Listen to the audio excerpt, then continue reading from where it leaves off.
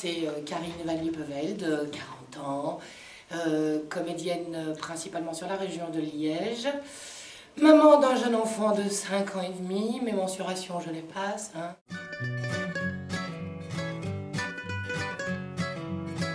Quand j'étais gamine, j'habitais dans un quartier HLM et il y avait une salle de fête. Et ma mère organisait 2 fois par an, je dirais, des petits spectacles avec les enfants du quartier. Spectacle auquel je participais évidemment, et de là m'est venu le goût des planches et surtout des applaudissements du public. Alors suite à ça, quand je me suis retrouvée en humanité, il y a ce qu'on appelle les cours d'option complémentaire, si je ne me trompe. Là-dedans, il y avait la section informatique, j'ai commencé là. Et puis suite à ça, l'envie s'est vraiment élargie, et alors j'ai demandé à pouvoir entrer dans le secteur artistique au niveau des humanités. Donc quand certains ont sciences et maths, moi j'avais théâtre. Et puis alors au sortir de là, je suis arrivée à Liège pour entamer le conservatoire.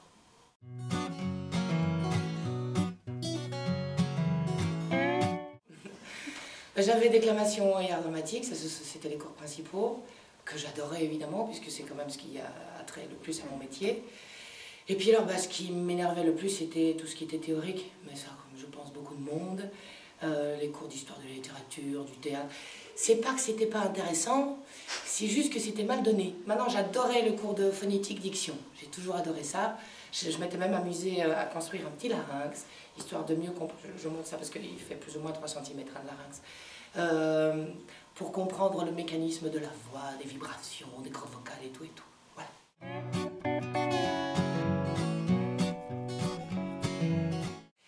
Voilà. C'est-à-dire qu'avec le physique que j'ai, je m'attendais, étant plus jeune, à être cantonnée à des rôles de servantes, de soubrettes et tout le team. Parce que bon, il faut savoir que soit dans le cinéma ou dans le théâtre, il y a codification au niveau du physique. Les rôles de jeunes premières, c'est joué par des jeunes filles très élancées, longs cheveux, magnifiques et tout. Un petit peu loin de moi.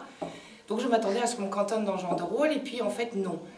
Je suis tombée moi sur une équipe qui justement voulait balayer tout ça, et j'ai eu l'occasion de pouvoir jouer les rôles que dans le professionnel on ne me donnerait jamais. Donc j'ai eu des rôles de jeunes premières, des rôles plus psychologiques, et puis ça m'a apporté la technique aussi, puis l'occasion de rencontrer des gens qui m'ont permis au sortir de là de me trouver des petits boulots, voilà.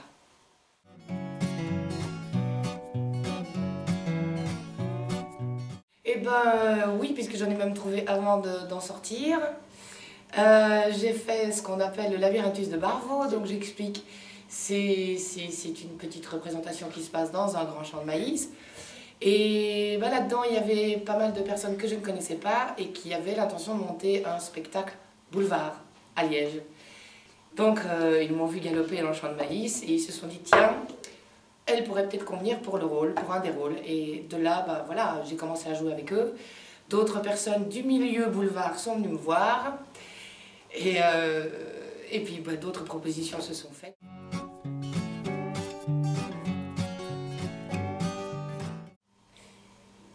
Alors l'idée que je me faisais du métier quand j'étais plus jeune, je me voyais dans une roulotte, partir avec toute une famille de comédiens, partir de ville en ville et de jouer comme ça un soir ou deux, puis de démonter tout, de repartir, de remonter.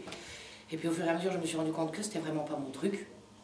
J'ai un côté beaucoup plus plan-plan au niveau du théâtre.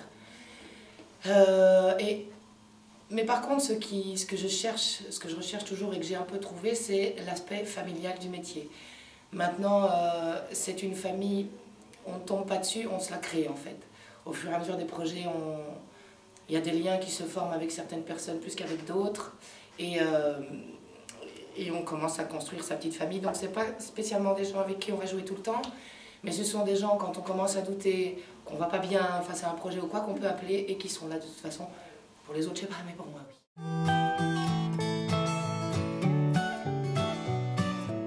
C'est être sur scène une fois que tout le travail de répétition est terminé, donc de mémorisation, de répétition, machin, truc bazar. C'est la représentation. Voilà, la représentation et puis surtout l'après-représentation. Dans l'après-représentation, il y a bien sûr les applaudissements du public, mais alors la troisième mi-temps. celle où on va au bar, retrouver le public, les autres comédiens. On peut se détendre, parler de ce qui vient de se passer ou pas. Si ça s'est mal passé, on essaie d'oublier. Ça fait partie des parties du théâtre que j'aime bien. Ce que je déteste, bah, c'est parfois les gens sur lesquels on tombe. On est parfois confronté à des gens qu'on n'aime pas, mais pourtant à qui on doit dire je t'aime sur scène. Le défi, c'est d'être crédible quand on le dit. Mais la difficulté, c'est de pouvoir travailler avec ces gens-là. C'est un milieu humain, donc forcément avec toute la mesquinerie que ça peut engendrer aussi. Et l'amour aussi, parce que c'est pas que noir, évidemment.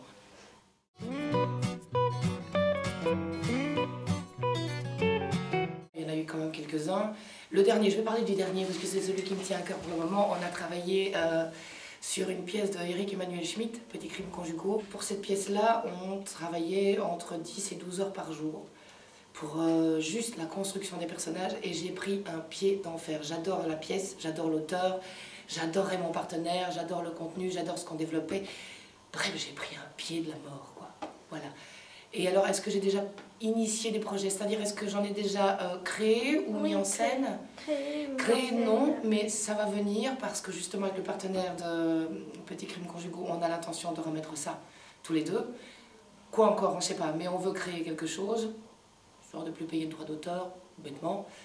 Et puis, mis en scène, oui, j'ai fait quelques mises en scène, mais je dois avouer que je ne suis pas fan de ça, parce que je vis ça comme une frustration.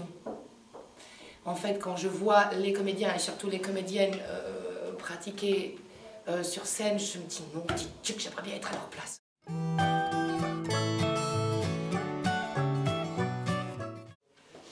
Alors, je vais commencer par les reproches. On a le temps? Le premier, c'est que je suis une grosse fainéante. Et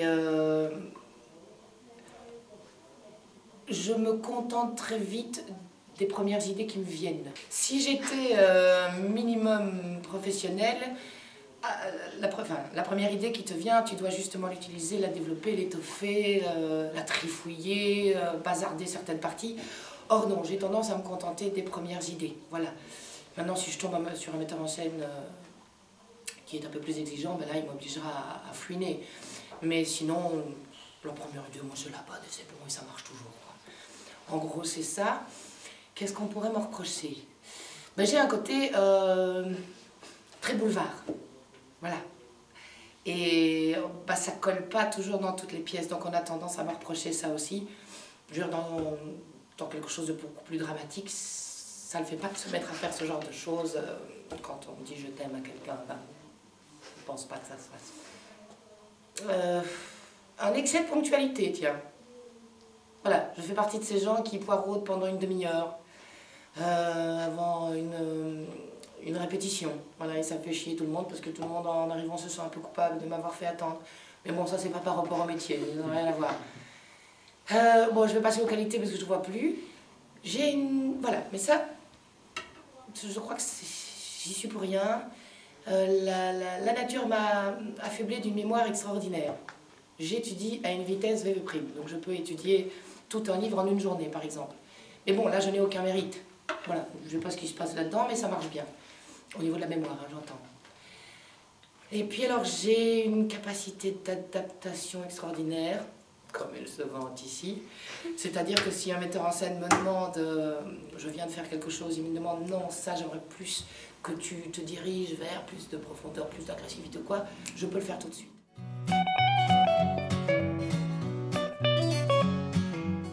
D'un agent. Parce que je suis quelqu'un d'extrêmement bordélique, pas organisé du tout. J'ai tendance à dire oui très vite, parce que les projets me plaisent ou les personnes me plaisent, et ça m'est déjà arrivé très souvent de me retrouver avec 2 projets en même temps. Mais quand je dis en même temps, c'est en même temps. Donc là, bah, tu t'attires l'antipathie de certaines personnes parce que tu dois faire un choix. Et bah, c'est pas toujours agréable. Donc voilà, quelqu'un qui s'occuperait de gérer, mais oui. Et puis peut-être de chercher pour moi, parce que comme je l'ai dit précédemment, je suis un peu fainéante. Donc pour le moment, j'ai de la chance, tout m'est toujours tombé dessus. Un jour, ça ne marchera plus comme ça, donc j'aurai besoin de quelqu'un qui cherche pour moi.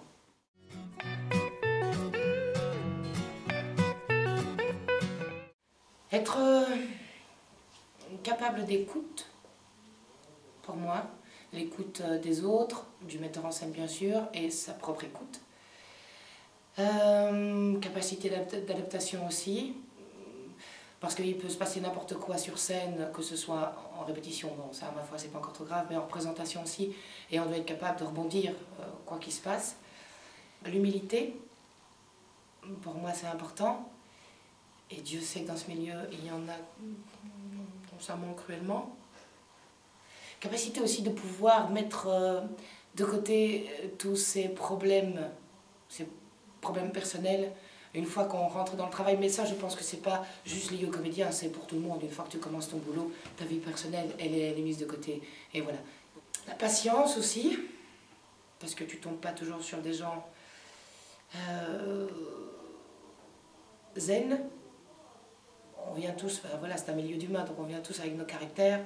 Parfois on tombe sur des gens un peu plus stressés, un peu plus nerveux, qui le montrent et qui en font profiter tout le monde. Et pour que l'ambiance reste calme, toi tu dois pouvoir prendre du recul et te dire ok, c'est parce que voilà, on est dans un projet, il y a l'approche de la première, ou il a certainement pas bien déjeuné, ou d'autres choses. Et voilà, donc oui, la patience peut-être, je l'ai pas, moi par contre c'est la patience.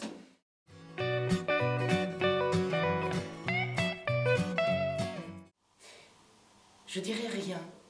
Si ce n'est comme je l'ai dit tout à l'heure, quand j'étais plus petite, j'envisageais de partir sur les routes. Bon, bah ça a changé pour moi. Mais rien. Ça me surprend à chaque fois, quelles que soient les équipes dans lesquelles je me retrouve. Je suis surprise à chaque fois. Il n'y a rien de prédéfini, je dirais. C'est chaque fois du nouveau. Mais je suis rarement déçue.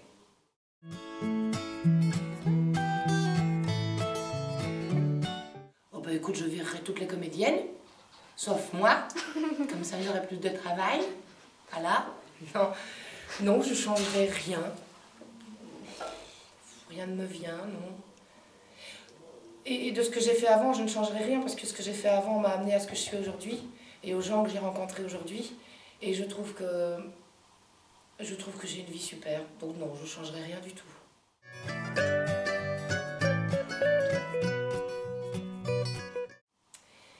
D'abord, voir s'il envisage de faire ce métier pour être riche, auquel cas je rirais beaucoup. Et puis, si par contre c'est par passion, c'est de s'accrocher, c'est d'être patient. C'est surtout d'aller voir beaucoup de choses, beaucoup d'autres spectacles, de se montrer un maximum, de ne jamais se faire oublier, et puis de faire preuve de patience. Voilà.